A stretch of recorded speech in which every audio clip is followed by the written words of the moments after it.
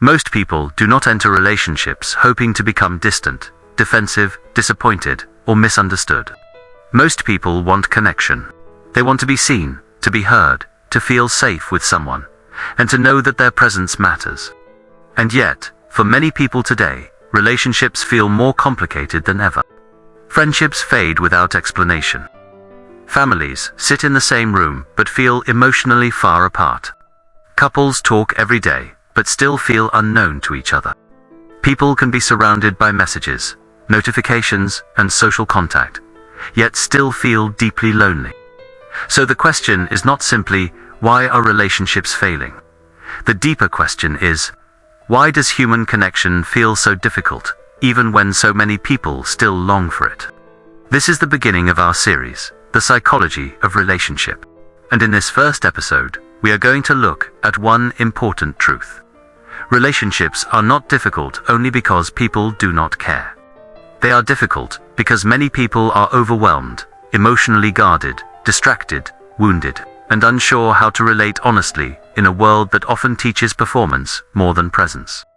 One of the first reasons relationships feel difficult today is that many people are emotionally exhausted before the relationship even begins.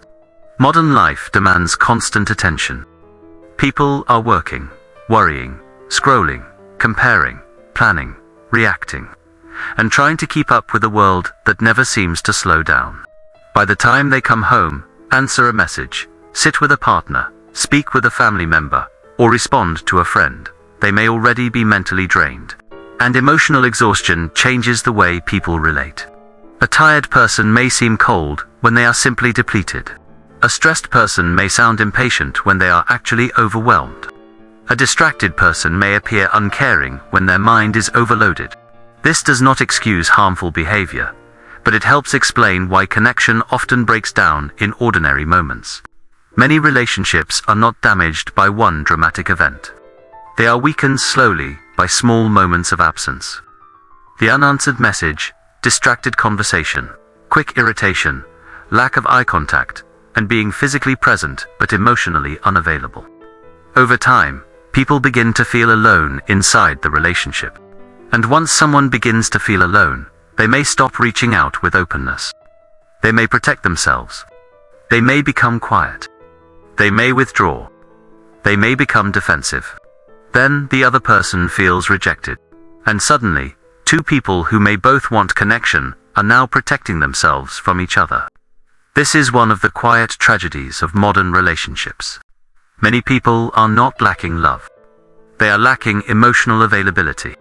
Another reason relationships feel difficult today is that people often bring hidden patterns into their connections without realizing it.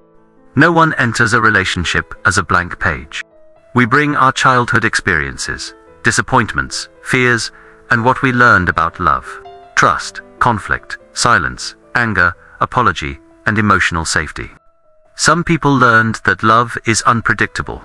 Speaking honestly creates conflict, and that their needs were too much. Some learned to please others in order to stay accepted, and to shut down because vulnerability felt unsafe. Then, later in life, these patterns quietly show up in adult relationships. A person may fear abandonment, even when no one is leaving. Another may avoid closeness, even when they want love. One person may become anxious when someone is quiet. Another may feel controlled when someone asks for reassurance. And often, neither person understands what is really happening. They think they are arguing about a message, a tone of voice, a forgotten plan, or a small misunderstanding. But underneath, something deeper is being touched. Fear, insecurity, old pain, the need to feel important, the fear of being rejected, the fear of being trapped, the fear of not being enough.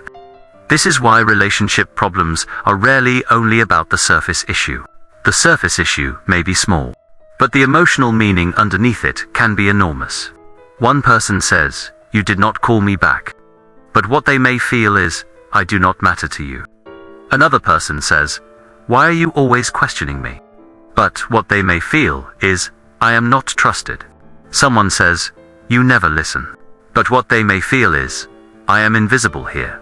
And when people cannot name the deeper feeling, They often fight about the smaller problem. This is where many relationships become painful. People argue over details because they do not know how to speak about the wound. Another reason relationships feel so difficult today is that communication has become faster, but not necessarily deeper. We can send a message in seconds, react instantly, reply with a few words, and stay connected all day through screens. But constant contact is not the same as a meaningful connection. A relationship can have many messages and very little understanding. It can have daily conversations and still lack honesty. It can have routine communication, but no emotional depth. Real communication requires more than words. It requires attention, patience, the willingness to listen without preparing a defense, and the ability to say what is true without trying to punish the other person. But many people today are not experienced in this kind of communication. They may know how to respond, how to explain, how to defend themselves, and how to win an argument. But they may not know how to listen with humility. And without humility, communication becomes a contest. Who is right? Who is more hurt? Who remembers the facts correctly? Who gets the final word? But relationships are not strengthened by winning every argument. They are strengthened when people feel safe enough to understand each other. This is why a relationship can survive disagreement, but struggles to survive contempt. It can survive conflict, but struggles with emotional disrespect.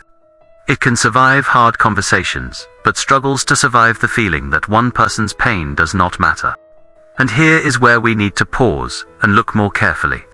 Many people say they want honest relationships. But honesty requires more than speaking the truth.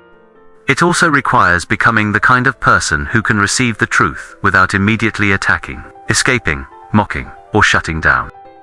That is difficult, because truth can touch insecurity, reveal patterns we do not want to see, and make us feel exposed. So instead of listening, people defend. Instead of apologizing, they explain. Instead of reflecting, they blame. And slowly, the relationship becomes less honest. Not because there is nothing to say, but because both people have learned that honesty is too expensive. Another major reason relationships feel difficult today is that many people are afraid of vulnerability. This is understandable.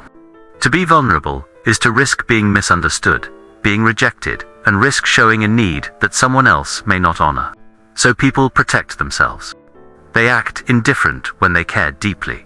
They stay busy so they do not have to feel lonely. They keep conversations shallow so no one can hurt them deeply.